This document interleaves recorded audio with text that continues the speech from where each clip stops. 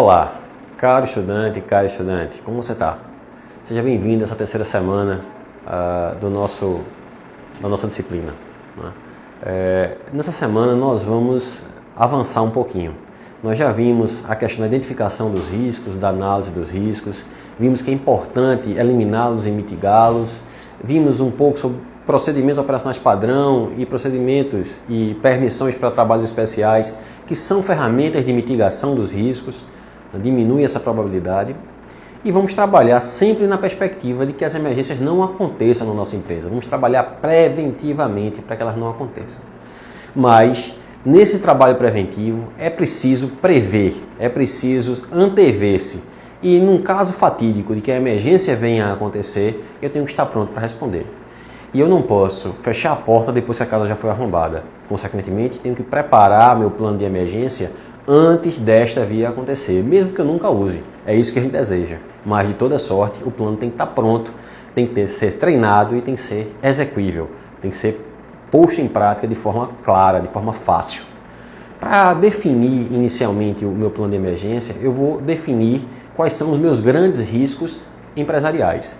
Quais são as grandes possibilidades, as grandes ameaças que eu tenho em minha planta? Quais são os grandes riscos que eu possuo?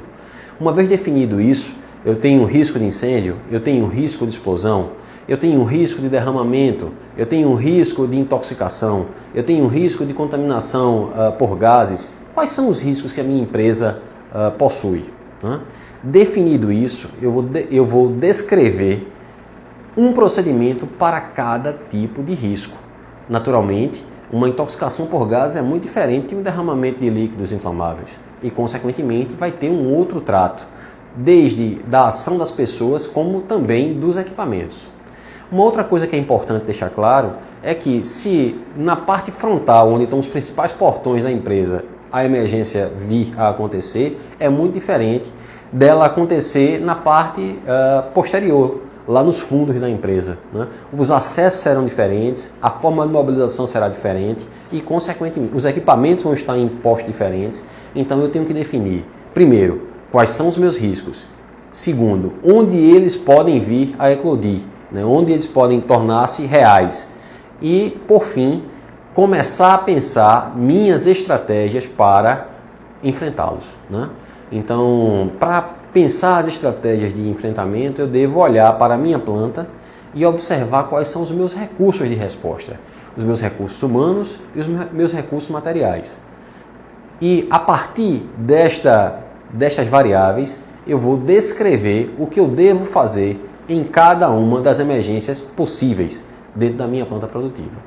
O plano de emergência é um documento completo, é um documento que tem várias faces, como foi falado, e algo que é fundamental, ele tem que ser conhecido por todos, do porteiro ao presidente. Caso contrário, ele com certeza não funcionará. Se a gente prevê uma série de ações para o cidadão estar na portaria, inclusive de recepção dos recursos externos para combate àquela emergência, liberação de recursos internos no sentido de levar feridos, por exemplo, e ele simplesmente desconhece o plano de emergência, consequentemente, numa necessidade ele não vai poder utilizar. Então, o plano de emergência ele deve ser conhecido por todos e, preferencialmente, eu diria, fundamentalmente, ele deve ser treinado. Quanto mais conhecido e mais treinado, maior será a sua chance de êxito. Era isso que a gente tinha para conversar sobre o plano de emergência e nos encontramos dentro em breve para falar mais um pouco sobre medidas em situação de emergência. Até lá.